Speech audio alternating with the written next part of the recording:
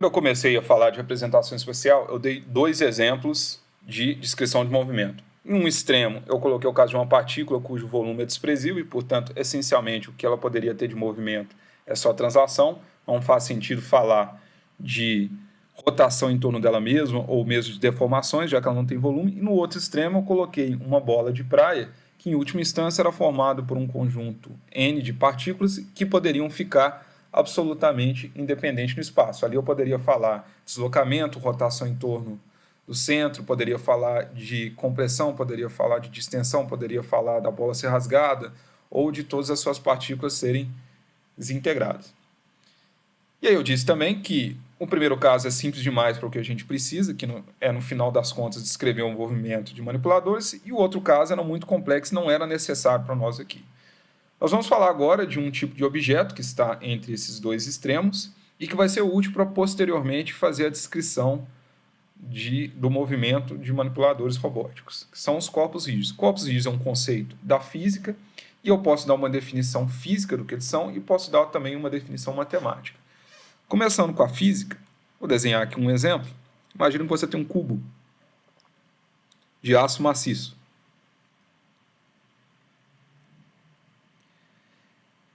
E eu digo que o corpo é rígido, esse corpo é um corpo rígido, se qualquer deformação que ele for sentir, ela é desprezível. Ou eu posso dizer que nenhuma deformação ocorre nesse corpo rígido. Então eu posso dizer que num corpo rígido nunca vai acontecer compressão, nunca vai acontecer que eu dobre o corpo, porque aí eu vou ter deformação, eu nunca vou poder rasgar o corpo, nunca vou poder desintegrar o corpo, porque todos esses movimentos vão implicar em uma deformação. Essencialmente, o que eu posso fazer num corpo rígido? Eu posso transladá-lo, porque se eu translado um objeto, eu não estou deformando as suas partículas. E eu posso também rodá-lo, porque se eu estou rodando um objeto, eu também não estou deformando as partículas. Nada mais é permitido.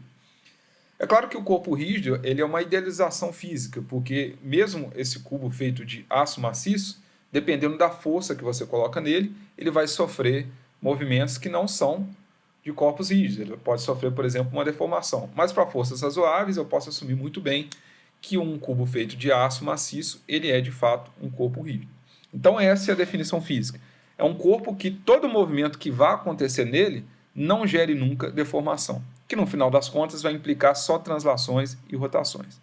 Do ponto de vista matemático, significa o seguinte, que dado um referencial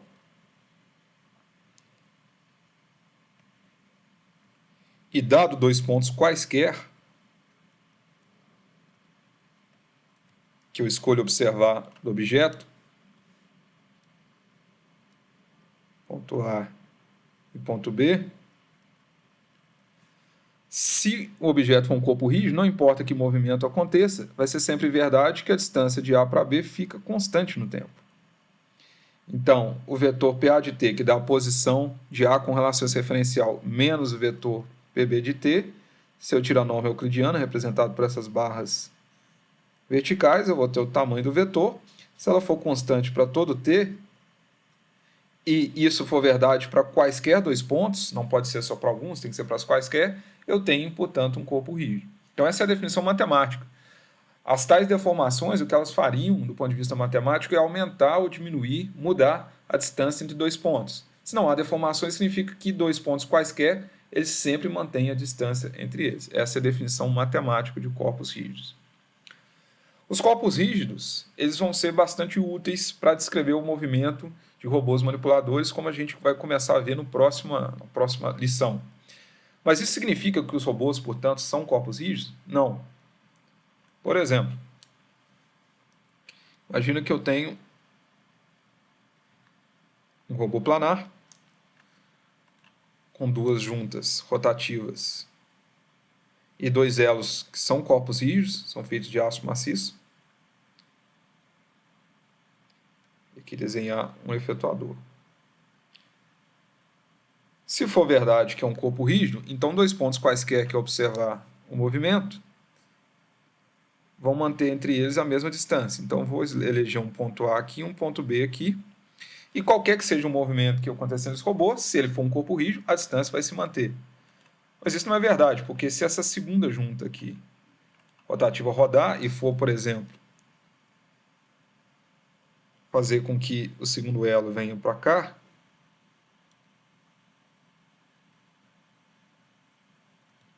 O ponto B, a partícula B, vai ser movida para cá, e a distância original não vai ser mantida. A distância original vai ser maior do que a nova distância. Então, isso significa que mesmo o robô sendo formado por corpos rígidos individuais, cada elo, o robô como um todo, o objeto como um todo, ele não é um corpo rígido. Então, os corpos rígidos eles vão ser úteis para descrever o movimento do robô, porque nós vamos descrever o movimento de cada um dos corpos rígidos que o formam. Então, se o robô tiver 6 elos, por exemplo, eu vou descrever o movimento desses 6 elos como um corpo rígido, e aí eu vou descrever um movimento de todo o objeto. Correto? Então, ok. Mostrado aí que o robô não é um corpo rígido, vou apagar aqui. E nós vamos voltar para o problema, então, de descrever o movimento de um corpo rígido.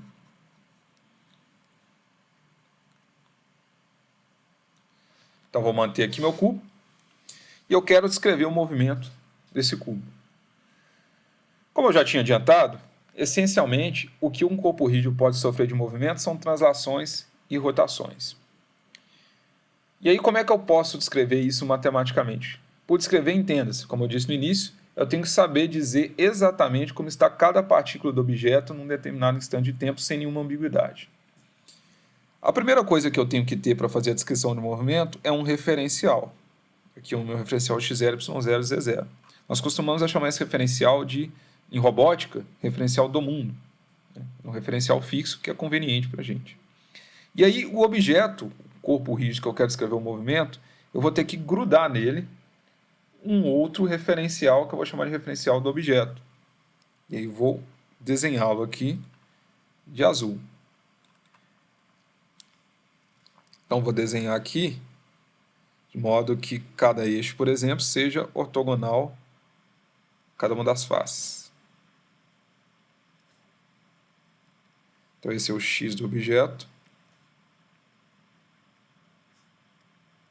Y do objeto.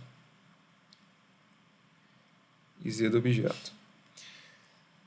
Por grudar, entenda-se o seguinte: qualquer que seja o movimento que esse objeto sofrer, esse referencial vai sofrer o mesmo movimento, de modo que, relativamente do referencial do objeto para o objeto, nada mudou. Então, por exemplo, se esse cubo sofreu uma translação,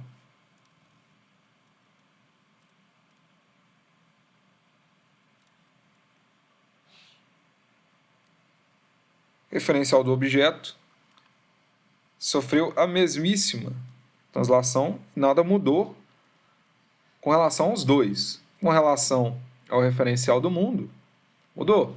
O objeto se transladou. Mas um observador que esteja neste referencial do objeto, nada mudou para ele, porque ele continua olhando para o objeto e a distância relativa que ele vê para os pontos continua a mesma. Não desenhei aqui o nome de cada um dos eixos, mas é o eixo x do objeto, y do objeto e z do objeto. Da mesma forma, se este objeto girar, o eixo vai girar também. Então, por isso que entenda esse ato de grudar. Qualquer movimento que o objeto sofrer, o eixo também vai sofrer.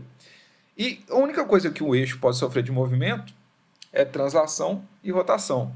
E, de fato, como eu disse para vocês, corpos rígidos só transladam e rodam. Então, é suficiente tratar apenas os movimentos de translação e rotação com relação ao eixo. Bom, eu grudei esse eixo no objeto.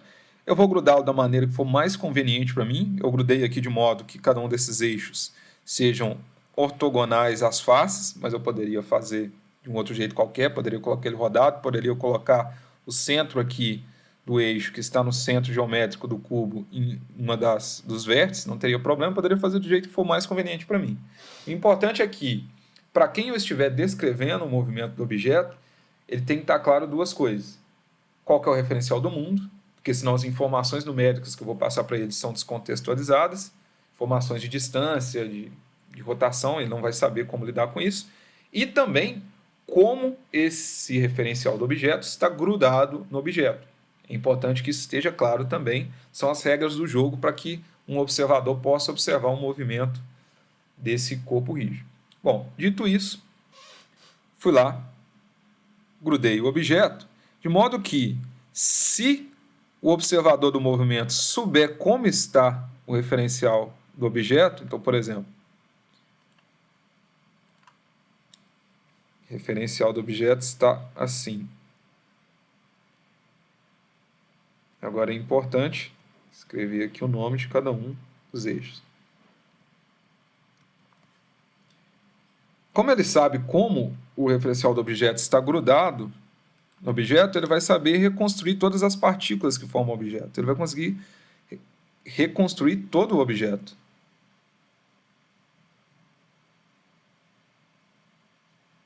No caso, o cubo estaria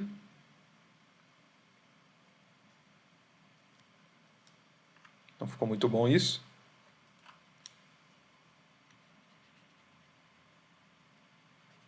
Vou desenhar aqui de novo.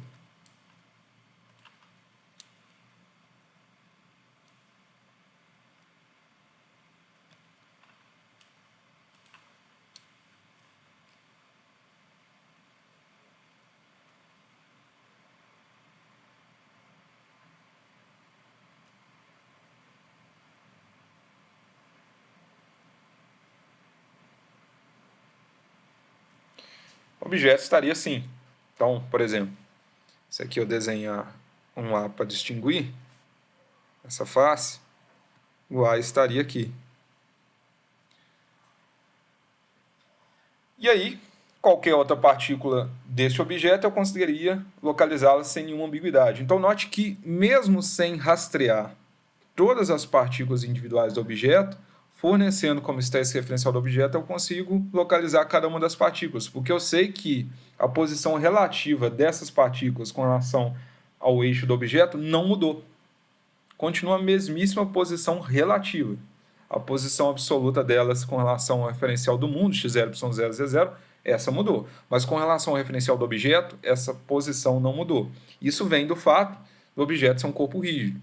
Nenhuma das distâncias entre partículas ali mudou, elas só giraram e transladaram.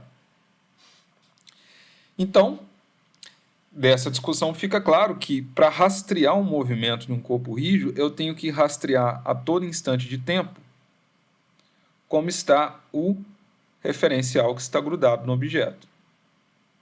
Então, portanto, a todo instante de tempo eu tenho que fornecer essa informação numericamente. Como eu poderia fornecer essa informação? Bem, a todo instante de tempo, eu poderia fornecer o vetor, que vai do centro do referencial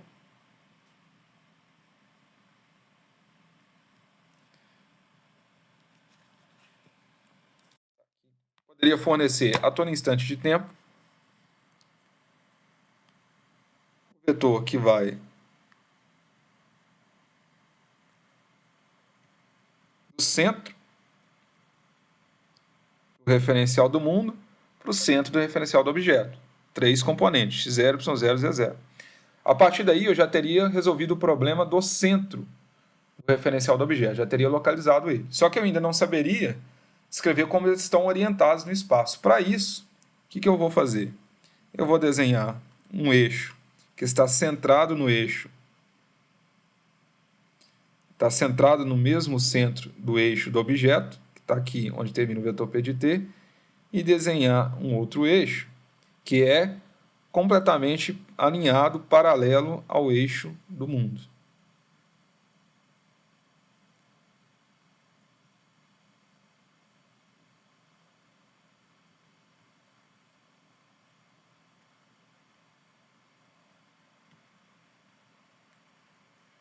E aí nós vimos, quando nós estávamos falando de matriz de rotação, no final, que eu consigo representar essa rotação que o eixo azul recebeu com relação ao eixo verde, que é o eixo do mundo, o referencial do mundo, transladado por P de t. Eu consigo representar essas rotações que o x O' tem que sofrer para ir para o x do objeto, o y O' tem que sofrer para ir para o y do objeto e o z O' tem que sofrer para ir para o z do objeto, fornecendo uma matriz de rotação. Ou, se você quiser, porque eu disse que tem duas interpretações para a matriz de rotação, como a rotação que ela implementa, ou como o referencial que você consegue desenhar, simplesmente se eu ler as 3 colunas dessa matriz Q de T no referencial verde, eu vou ter os 3 vetores em azul aqui. E aí tem aquela interpretação que eles são esses vetores verdes aqui, os respectivos vetores verdes, o x, o y e o z, rodados de acordo com esse Q de T. Então, a todo instante de tempo, para eu localizar esse referencial do objeto, que por sua vez me permite determinar sem nenhuma ambiguidade onde está cada partícula desse corpo rígido, fornecendo o vetor P de t no instante de tempo t e a matriz de rotação Q de t. Então, fornecendo esse par.